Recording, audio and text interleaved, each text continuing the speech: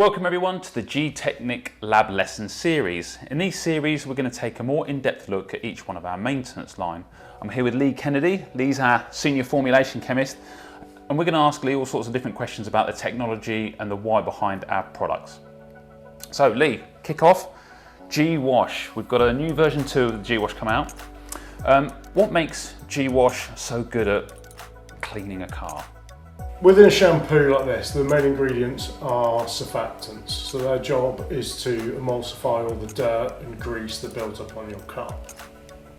The way a surfactant works is that water is a very small molecule and it's very highly polarized, so there's a positive and a negative.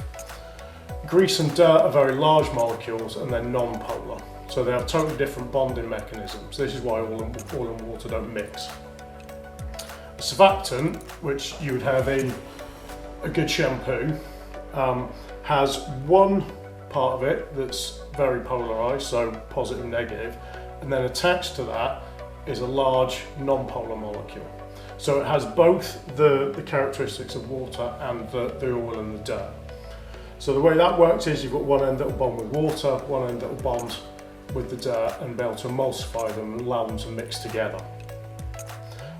So with GWash, there's a very specific blend of surfactants that are designed to match the oil and the dirt that you're going to get built up on your car.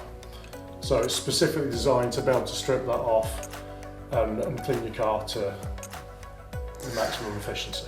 So in terms of stripping things, we don't really ever advocate using a dishwashing detergent, do we? Because in a lot of people's minds, sometimes you can pick up a bit of dishwashing detergent or some other type of soap, other household soap. So use wash up liquid as an example. So that has been designed for the grease that comes with food. So all those oils that build up on your plate or your pots and your pans, it does a fantastic job of stripping that off. That's different in its nature to the dirt that's going to build up on your car. So again, this has been specifically designed for that style of dirt to maximise the emulsification process, so you're removing as much dirt as you can without using any harsh chemicals or being too high on the pH scale. So it's more the nature of the surfactants rather than the aggressive chemicals that we're using. Cool. So in a nutshell, really, better to use a car wash for car because it's been specifically designed for that purpose rather than trying to get away using any other sort of detergent. Yeah. Okay. And we've just recently developed the product and come up with a V2. So there's a couple of interesting bits of chemistry that we've sort of tweaked and enhanced. Can you give us a little bit of a lowdown on those? So firstly, we put in an additional surfactant. So again, this is just improve the quality of the blend of surfactants in there to remove even more dirt than we did with V1. But secondly, we've also looked into wetting agents. So wetting agents are slightly different from emulsifiers in that they will make a liquid wet out across a surface and completely cover it. We started noticing with certain styles of car shampoo on our coated vehicles, because when you coat a vehicle with a ceramic coating, you're reducing the surface energy, so it makes it much harder to wet out.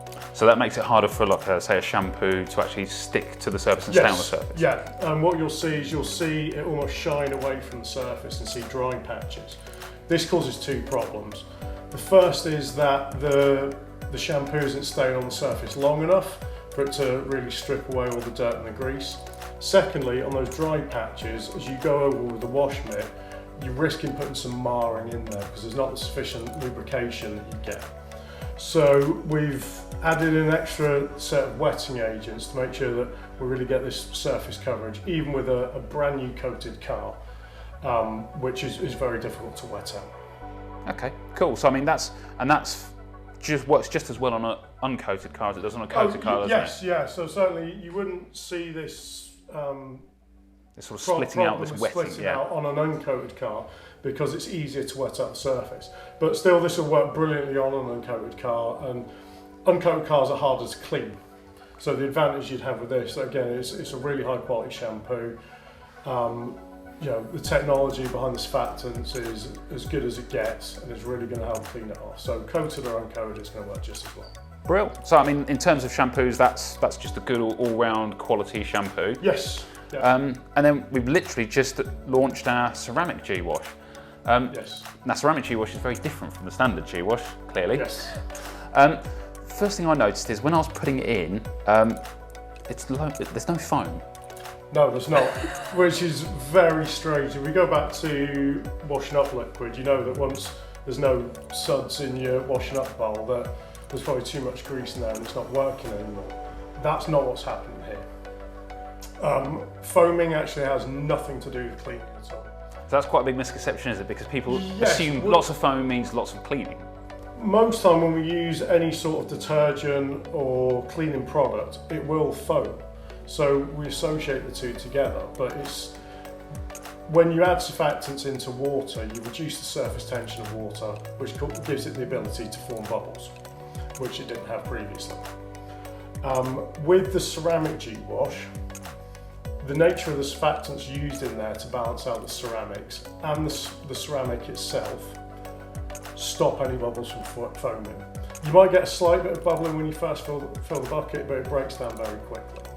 Again, this has absolutely nothing to do with the actual cleaning power of the product, so it will still, as previous before, the surfactant blend is there to help remove all the dirt and oil from your car, and it's still got the cleaning power, but as you said, there's no suds, which is a bit strange at first. Very odd, yeah. But you do kind of get used to it. And I noticed that even though when you get past the whole lack of suds, actually the cleaning ability in it is really, really strong. Yes. Yeah. If not, I would say, if not as good as a GWash, a little bit better.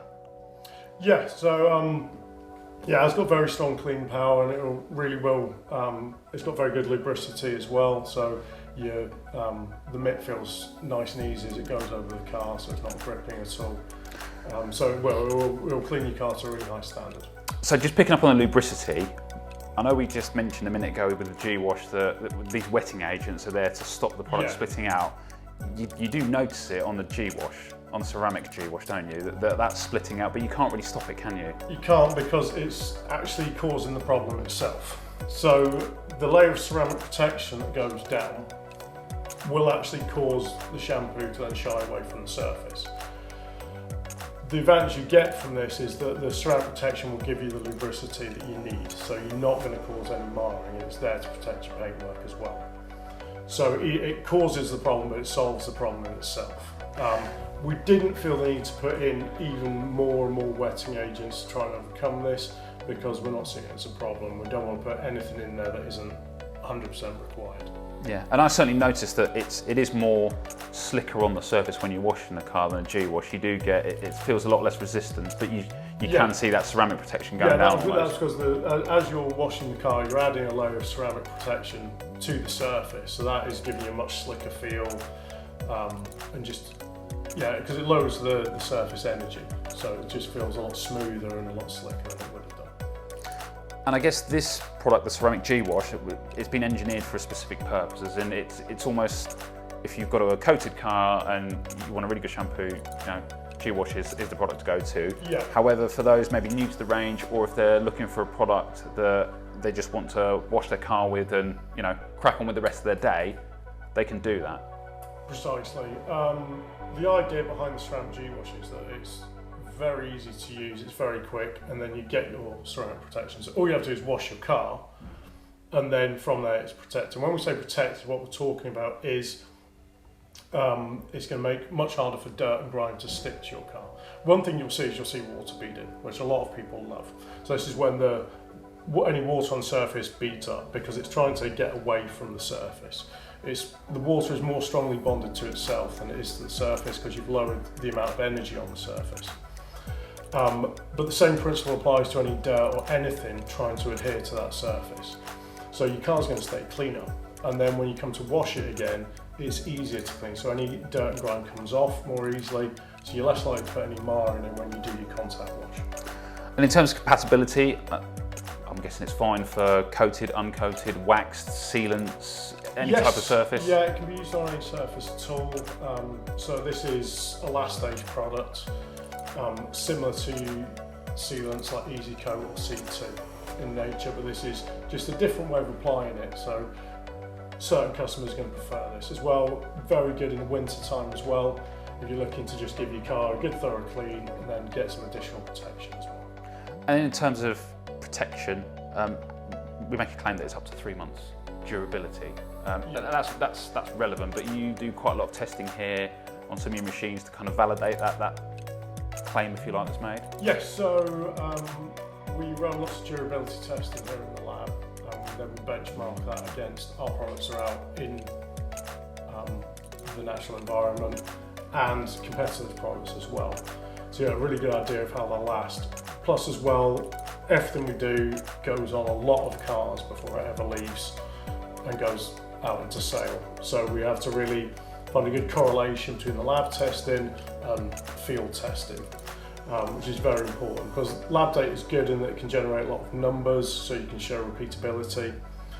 But at the same time, you need to actually prove what that means and what the customer will experience from this. So we get a broad, balanced approach to that as well. And I suppose the British winter always helps, because what's worse than a British winter? Maybe like a Icelandic or Nordic winter, but we've got the perfect sort of proving ground to do this.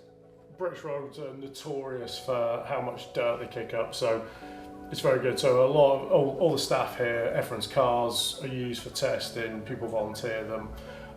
We obviously take good care of people's vehicles, but we use them to test and assess the products to see if there are going to be issues. Also as well, we have Gtechniq Works, who are a very experienced detailing team who using products day in, day out. They can know the issues you can have. So we work very closely with them to get their feedback on any new product. So everything goes through the works again before it be released for sale.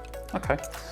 So just getting into the application really of both products. Yeah. I mean, this is the GWash is a couple of capfuls of product into a bucket. Yes. The ceramic GWash, it's a little different, and I don't know if other people clocked it, but there is a little measuring jug which we've got here, or a measuring cap. Why have we got the measuring cap with this one? Just to make sure that people are using the precise amount they need. You don't want to use too much product here. One, it is quite an expensive product, but you don't need a small amount at a time. So we don't want people pouring a lot out. Plus, well, it's very thin. Like if you look at the tune bucket, this is quite a thick product. So if you pour it out, it pours out quite slowly. Whereas this is a much thinner product.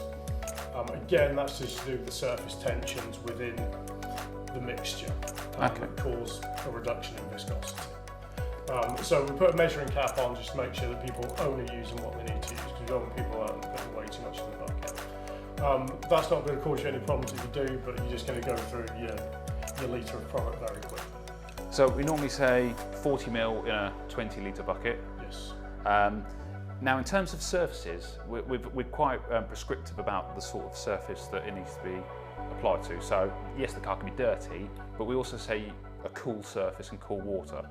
Yes, the reason for this is that if the panels of your car are hot, so they're in direct sunlight, or if you use hot water to either do the contact wash with or rinse off, you can cause the ceramic sealant to basically dry out too quickly.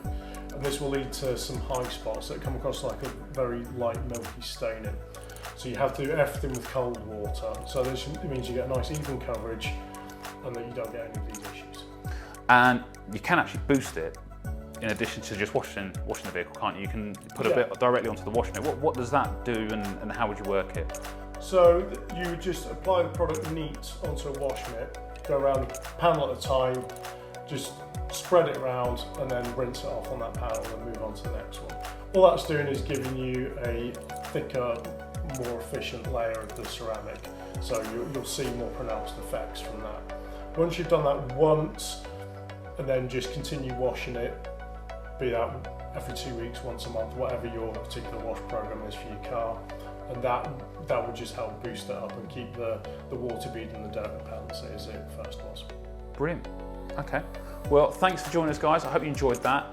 Don't forget to subscribe and like the video. If we've missed anything, please feel free to drop it into the comments below and we'll make sure we get the questions answered. Thanks for joining us.